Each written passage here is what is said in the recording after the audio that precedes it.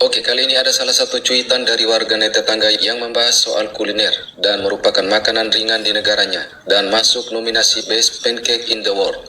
Namun ia kaget karena ada salah satu makanan ringan asal Indonesia ternyata juga masuk nominasi. Malahan urutannya di atas dari Malaysia. Dan ia pun heran karena menurutnya kue tersebut sama juga dengan di Malaysia yang bernama kue ketayap. Sehingga ia merasa seharusnya kue ketayap ini masuk dalam jajaran 30 terbaik. Dan antara dadar gulung ataupun kue ketayap ini siapa mau klaim siapa?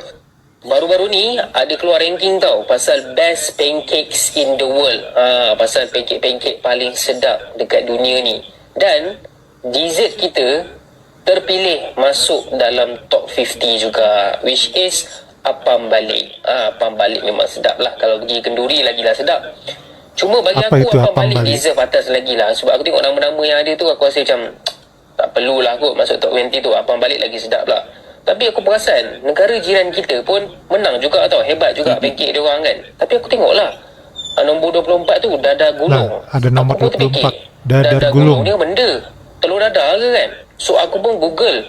Dan kau nak tahu tak, bila aku google apa berupa dia, bila aku google gambar ni yang keluar, ini bukan kuih ketayap ke? Kuih ketayap yang kita beli bagi-bagi dekat makcik-makcik tu kan. Ini kuih ketayap tu. Okey, untuk teman-teman mirip ya di Indonesia, dadar gulung dengan kue ketayap kan? Katanya. Ini gambar kuih ketayap. Tak ke sama rupa dia. Memang ada pancake kan, kita buat dia punya kulit dulu, lepas tu warna hijau, flavor pandan ke apa, lepas tu tengah-tengah tu kita letak kelapa kan. Tak ke sama dengan yang makanan tadi tu. Sepatutnya kuih ketayap ni pun masuk top 30 jugalah. Korang rasa macam mana? Kuih ketayap ke dadar gulung?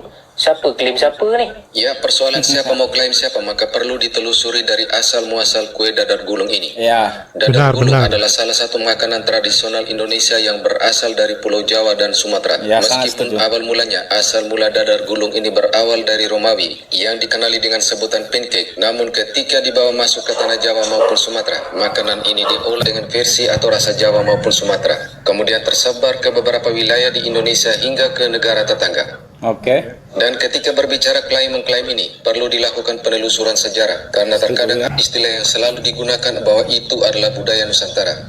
Sehingga tak heran jika di negara tetangga ini, dengan alasan budaya Nusantara, dan mereka pun merasa sebagai bagian dari Nusantara, maka beberapa budaya pun adalah milik bersama, sedangkan budaya itu melambangkan identitas dan jati diri. Maka tak heran jika persoalan makanan pun ataupun kuliner sekarang ini menjadi salah satu masalah pro dan kontra yang sedang trending di negara tetangga, yaitu terkait dengan kuliner bakute yang hendak dijadikan warisan kuliner nasional. Namun banyak yang menolaknya dan ada kesan dijadikan isu perkauman. Temenuk terkejut apabila Menteri Pelancongan menegaskan bakut teh sup tulang babi sebagai makanan warisan negara ini. Perkara ini sangat menyentuh sensitiviti umat Islam kerana Islam sebagai agama persekutuan tidak sewajarnya bakut teh dijadikan makanan warisan negara. Banyak jenis makanan yang lain yang boleh diterima oleh semua bangsa. Apakah alasan Menteri Pelancongan? Dan saya ada betul. Saya juga rasa kecewa dengan kritikan yang dilontarkan oleh seorang pemimpin muda di dalam kerajaan perpaduan berkenaan isu pakuteh yang disenaraikan sebagai makanan warisan oleh Kementerian Pelancongan Seni dan Budaya. Pada pandangan saya, salah satu tujuan kita untuk memasukkan sesetengah makanan ke dalam senarai makanan warisan heritage food di Malaysia adalah untuk menarik pelancong asing, khususnya pelancong dari Asia Timur seperti China, Jepun, Korea, Hong Kong, Taiwan dan lain untuk melawat Malaysia. Mengikut Presiden Malaysian Chinese Tourism Association, terdapat lebih 100,000 pelancong dari negara China telah melawat Malaysia menjelang Tahun Baru Cina ini, iaitu sejak 5 Februari tahun ini. Dalam tempoh ini, wujudnya 5,000 kumpulan pelancongan ataupun tour groups, dan pelancong-pelancong ini telah membelanjakan RM1 bilion hingga 1.5 bilion di negara kita. Kita tahu semua negara di dunia ini bersaing untuk menarik pelancong dari negara China ke negara mereka masing-masing. Malaysia juga terpaksa bersaing dengan negara-negara jiran kita di Asia Tenggara. Yang salah satu tarikan bagi pelancong dari negara China adalah kepelbagaian bahasa, budaya dan makanan di Malaysia. Sama seperti pisang. Putih minta laluan sikit. Nanti bagi saya habiskan ni, bagi Pak Kutih tadi tu. Iyalah, kalau guna daging marah-marah nih. Bunuhlah daging yang kita boleh makan, apa jadi masalah ke? Penjelasan? Daging kambing boleh, daging lembu boleh, daging ayam boleh, daging itik boleh, daging angsa boleh, kan? Boleh, Apa jadi masalahnya? Batu Ini sendiri pun orang kita dapat. nak jadikan konflik dalam negara kita. Sedangkan ada banyak makanan lain. Dodol pun dijadikan makanan warisan. Boleh pakai laluan tak? Kolok pun dijadikan sebagai makanan warisan. Apa jadi Boleh pakai masalah? laluan. Semua benda dalam negara kita ni nak dipolitikkan. Ini jadi masalah dalam negara kita. Kalau dia dapatkan undi, kan? Dia nak pah koteh halal. Bila nak dapatkan undi ada kepentingan, Ricu dia ya. nak buat bah kutih halal. Kenapa sekarang ini tak cadangkan bah kutih halal? Halal lah bah kutih halal. Guna daging kambing, daging lembu, Masih salah. arau. Masih salah. Arau, saya janji arau. Peraturan Jadi bakutehnya suruh ganti pakai daging kambing atau daging sapi. So itu tuan yang betul. Saya nak menyebutkan. Peraturan saya ataupun siapa saja tidak mempertimbangkan bak kutih yang dimakan oleh orang-orang bukan Islam. Kita hanya memberi pandangan supaya dijelaskan statusnya halal ataupun haram. Sebab bak tu sendiri apa makna dia? Kaki babi. Yang bermat. Tapi saya refer dalam Wikipedia, bak tu sendiri dirujuk pada sup tulang rusuk khinzir. Bak ni Ipoh Timur. Tolong jelaskan apa maksud bak tu. Maka bak ni dalam bahasa Hokkiennya, bak tu daging. Bukan seperti yang cuba diputar belikkan oleh rakan-rakan sebelah sana, katanya khusus dan spesifik daging khinzir. Itu salah. Dikatakan mereka ni sebenarnya menipu. Cuba nak memutar belikkan untuk mewujudkan sentimen ketegangan dan kebencian. Seolah-olah bak ni daging khinzir yang sebenarnya tipu oleh sebelah sana. Saya tahu sebab saya Hokkien. Kenapa bak kutih sebagai makanan warisan negara dijadikan isu perkauman?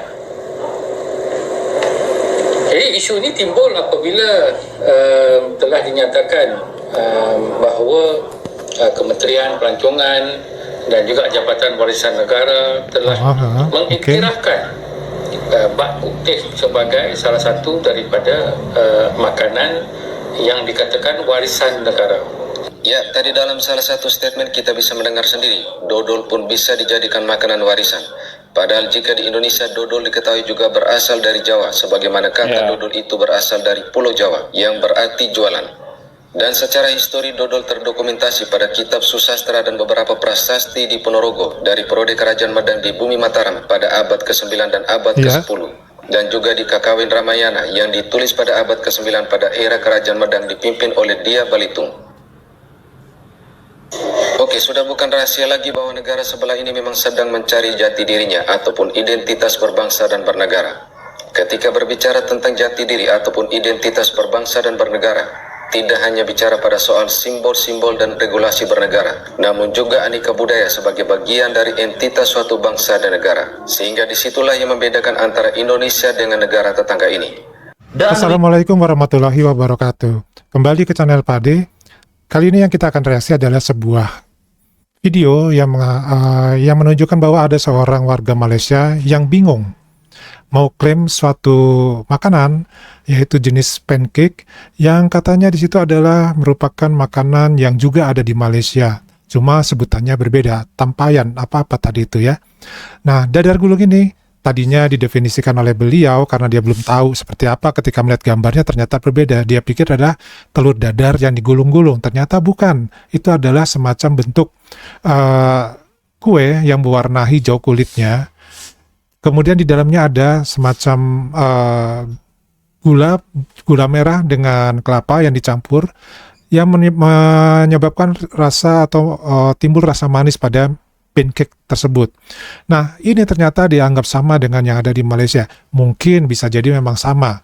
Tapi kembali lagi, makanan yang dibilang tersedap ini di dunia untuk tahun 2024 di bulan Februari ini menjadi semacam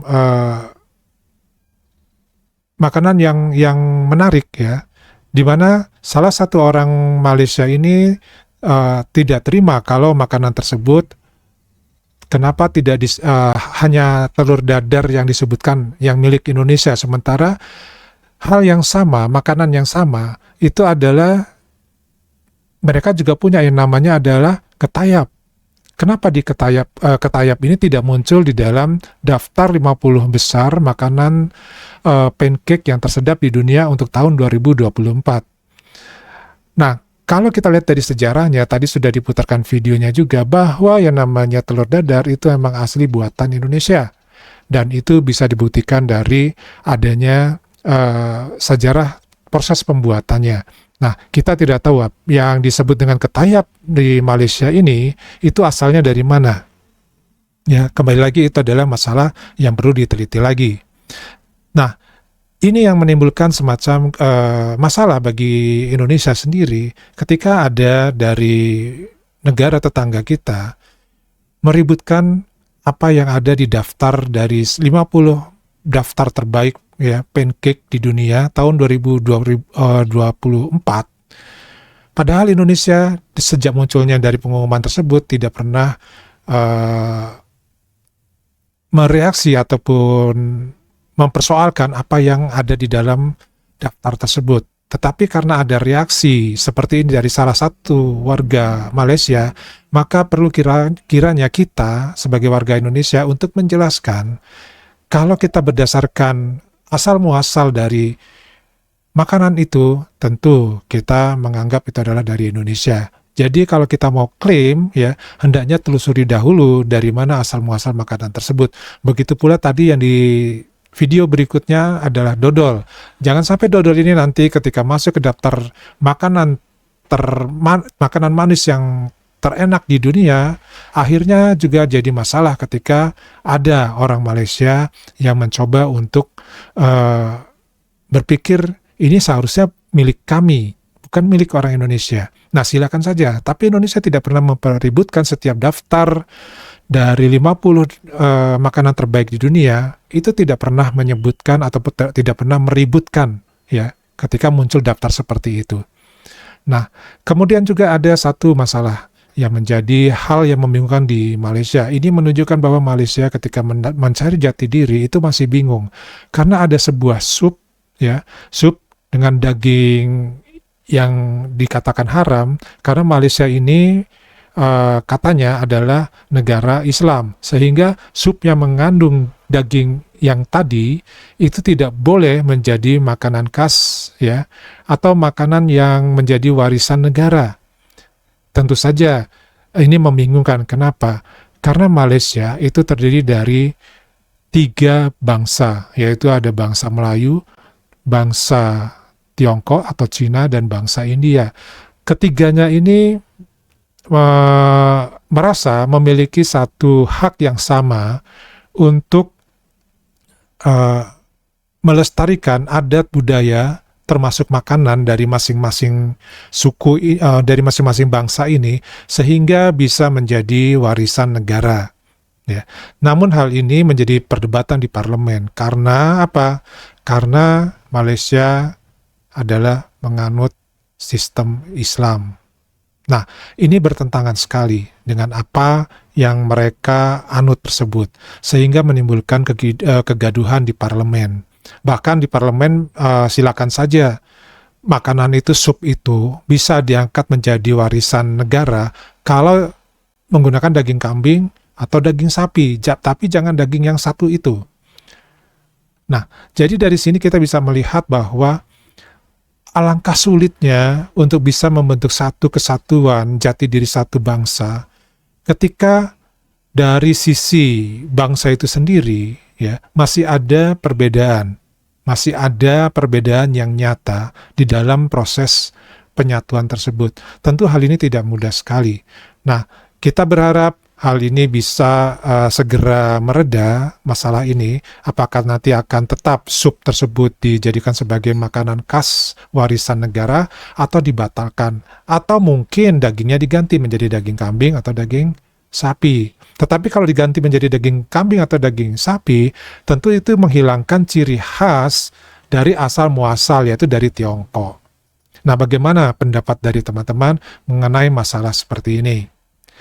Itu aja dari Pak D. Terima kasih atas perhatian, komentar, dan tetap menonton di channel Pak D. Dari Pak D itu aja. Wassalamualaikum warahmatullahi wabarakatuh.